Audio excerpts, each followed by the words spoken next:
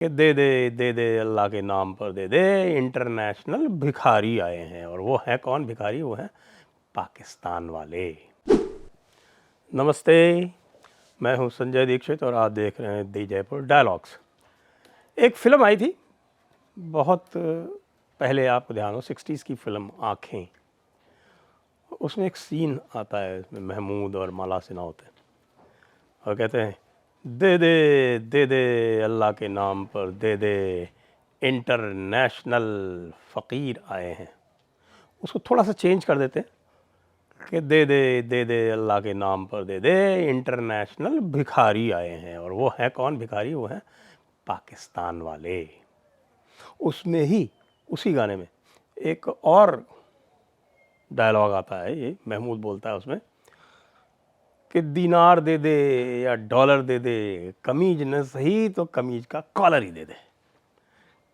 ये जो है, ये हमारी सुप्रीमेसिस्ट कौम, हाँ, जिसको कहते हैं कि साहब ये जो है, ये दीनदार लोग हैं, ये अल्लाह के मुरीद हैं और ये जो हैं अल्लाह की विशेष कृपा वाले लोग हैं।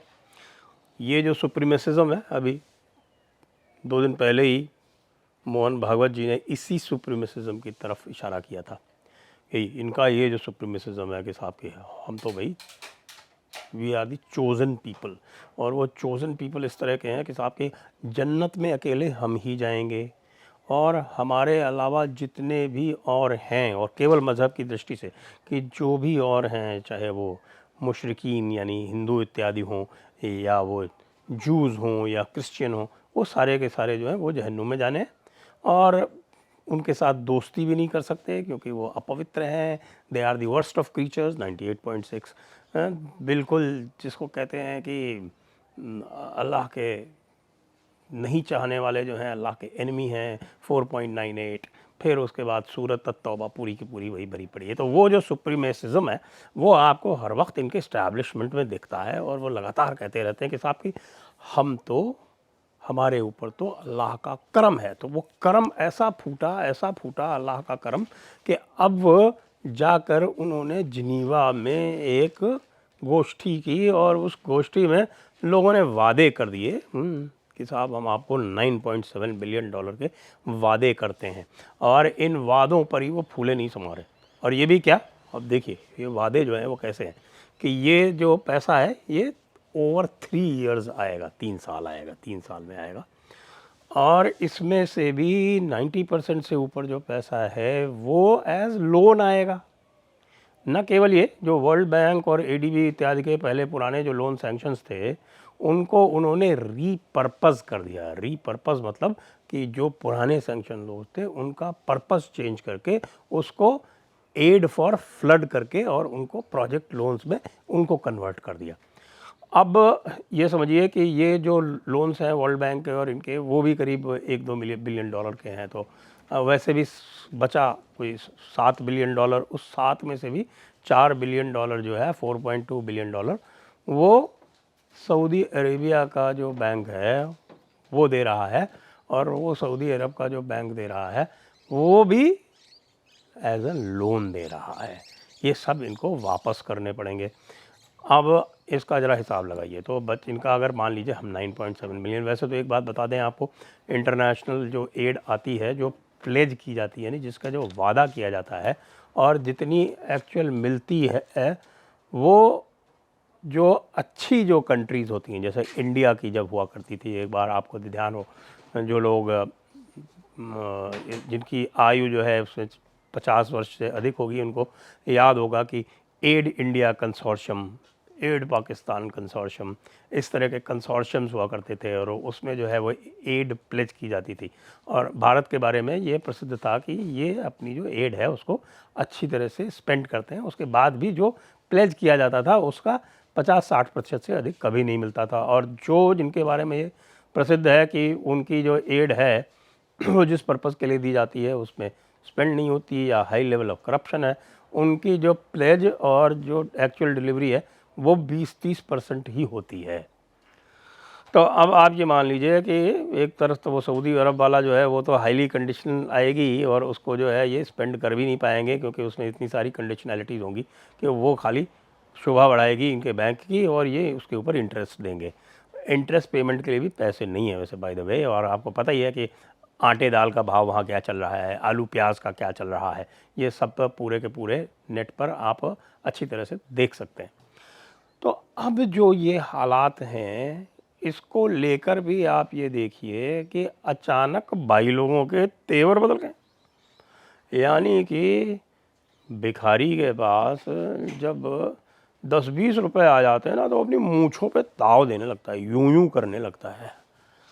तो ये जो भिखारी है जिसके पास इस समय पैसे नहीं है इतने भी कि वो अपनी जो आर्टिलरी गन्स हैं उनके लिए एम्यूनेशन ला सके, क्योंकि एम्यूनेशन उन्होंने बेच दिया। इनके पास पैसे की कमी हुई तो इन्होंने आर्टिलरी गन का एम्यूनेशन भी बेच दिया। किसको? यूक्रेन को। यूक्रेन को और बहुत सारे जो हथियार इनके पास थे जो काम आ सकते थे वो सप्लाई कर दिए। उधर से टीटीपी ने इनकी ऐसी तैसी कर रखी है, तालिबान ने इनकी ऐसी तैसी कर रखी है, आधी फौज जो है वो पड़ी हुई है इनके पश्चिमी बॉर्डर पे।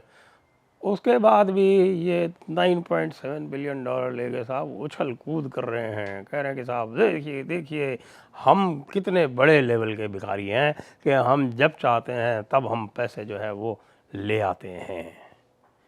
अब आप ये बताइए कि यदि कोई भिखारी जो है वो अपनी भीख मांगने की कला पर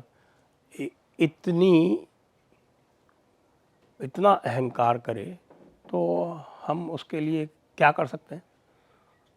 मुझे लगता है कि यदि भिखारी बहुत अहंकार कर रहा हो, कहेगा देखो देखो मैं तो डेली जो है वो भीख में 500 रुपये कमा लेता हूँ, मैं अपनी भीख में 1000 रुपये कमा लेता हूँ, तो जो भला आदमी होगा वो सोचेगा कि भाई ये तो अच्छा खासा कमाता है, इसने भीख मांगने का धंधा बना रखा है। आपको ध्यान हो कि मुंबई में पहले आपको अगर 60s 70s 80s का अगर ध्यान हो तो वहाँ पर बड़े बड़े गैंग चला करते थे भिखारियों के, और उसके जो होते थे खलीफा होते थे, उसके कोई कंट्रोलर होते थे जो एक प्रकार के माफिया टाइप के लोग होते थे, और वो बच्चों को पकड़ पकड़ के और उनको किसी को लंगड़ा करके, किसी को लूला करके, किसी को अंधा करके और उनसे भीख मंगवाया करते थे।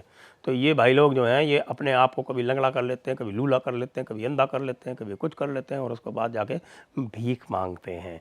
और फिर उसके बाद आपको ध्यान होगा कि ये बात जब बहुत फैल गई तो लोगों ने भिखारियों को भीख देना बंद कर दिया। अब आप ये बताएं कि ये जो इंटरनेशनल भिखारी जा का सिंडिकेट है, जो पाकिस्तान जिसको कहते हैं, ये